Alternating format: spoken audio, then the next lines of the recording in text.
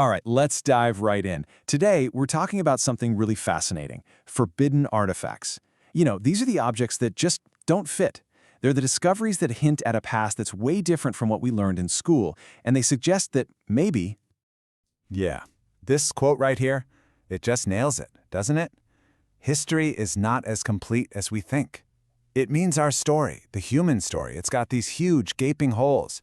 And maybe, just maybe, some of these weird artifacts, the ones people call fakes or just flat out ignore, could be the very things that fill in those blanks. So, here's how we're going to break it all down. We'll start with what forbidden even means in this context. Then we'll look at some crazy stuff, sunken cities, human traces where they shouldn't be, and tech that's way ahead of its time. We'll also get into why science is so resistant to this stuff. And finally, we'll ask the big one. Do we need to rewrite the whole human story? Okay, first up, an incomplete history. And this subtitle says it all, the discoveries science tried to forget. This isn't just about a few oddball finds. No, we're actually diving headfirst into a whole field of study, a really controversial one called forbidden archaeology. So what is it exactly? Well, forbidden archaeology is basically the study of all the stuff that just doesn't fit the official timeline. The discoveries that make mainstream scientists go, nope, can't be real. They get ignored or called impossible. And look, some of them are definitely hoaxes. But some of them, man, they're just unexplainable. And if they're real, we'd have to rethink everything we know about when humans built cities, developed tech, and, well, became us. All right, let's get into the good stuff. Our first stop, the deep ocean. We're talking about sunken mysteries, cities that, according to everything we know, have no business being there, deep underwater. So get this, a 9,000-year-old sunken city in India? Think about that for a second. The first big cities we all learn about, in Mesopotamia, they're about 6,000 years old. So if this is real, it's 3,000 years older than the first cities. That's a huge deal. And this isn't some legend, it's real. Divers in the Gulf of Qambat found this enormous site. We're talking almost 9 kilometers long. It's got stone buildings, tools, pottery, all the signs of a city. Now, the official dating kind of lines up with what we expect, but there's other analysis that suggest it's way, way older, over 9,000 years old. If that's true, it would literally be one of the oldest cities ever discovered on Earth. And then there's this puzzle off the coast of Japan, the Yonaguni Monument. This is a classic debate. On one side, you've got geologists saying, look, it's just a weird-looking rock carved by ocean currents. But then you look at it, it's got these huge, flat terraces and perfect right angles. So the other side is asking, really? Can nature do that? It looks like a man-made structure. Could it be part of a civilization we've completely forgotten? Okay, so sunken cities are one thing, but what about this? Impossible human traces. We're not just talking about when civilization started anymore. We're talking about when humans started. Yeah, this is where it gets really spicy. People have claimed to find human-like bones and footprints in rock layers that are millions, even hundreds of millions of years old. Now, the mainstream response is pretty consistent. It's a mistake, the dating is wrong, or it's not really a human bone, or a newer fossil contaminated an old rock layer. Basically, the argument boils down to, well, that's impossible, so it must be wrong. It's a kind of circular logic, And these things, the Klerksdorp spheres, are a perfect example of that conflict. They were found in rock that is 2.8 billion years old, with a B.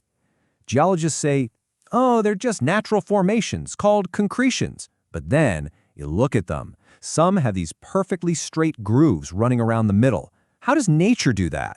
So, of course, the other side says these have to be man-made, an artifact from a time so ancient we can't even comprehend it.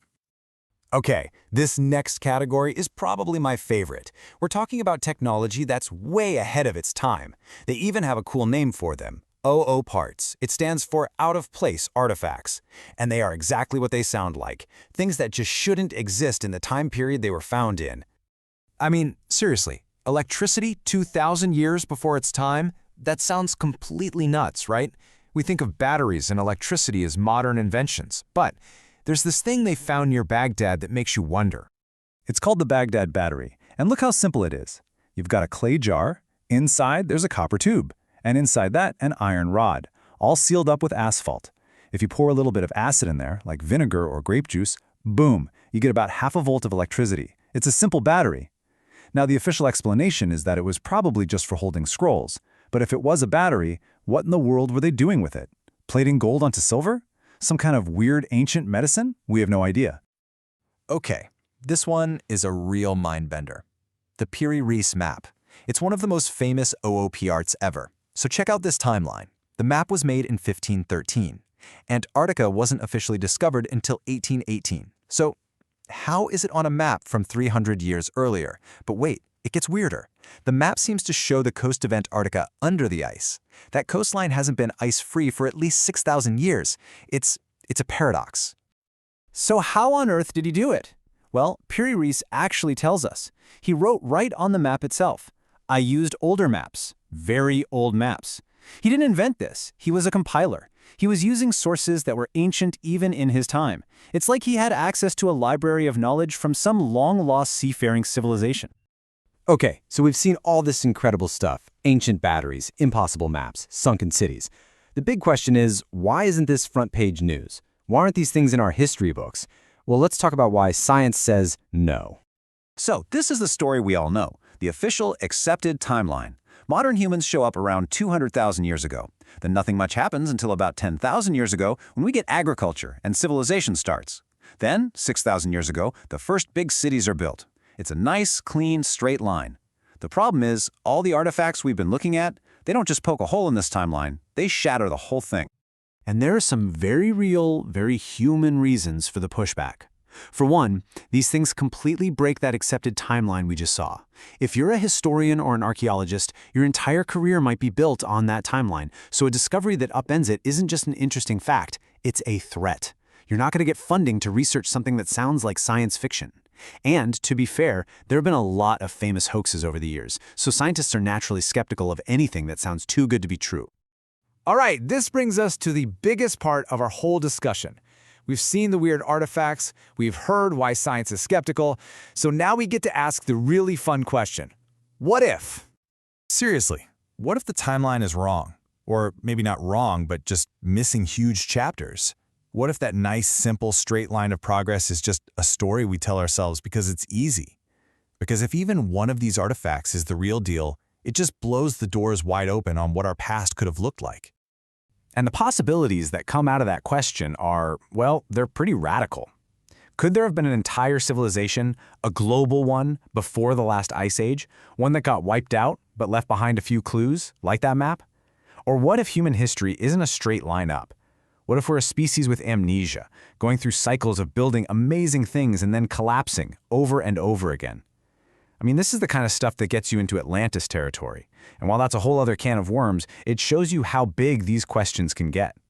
Now look, the point here isn't to say, yep, Atlantis was real. That's not it.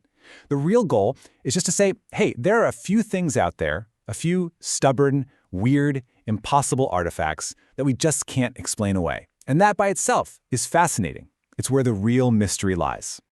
And that brings us right back to where we started. History is not wrong, but it is incomplete.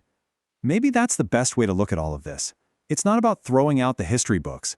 It's about realizing there are blank pages yet to be filled.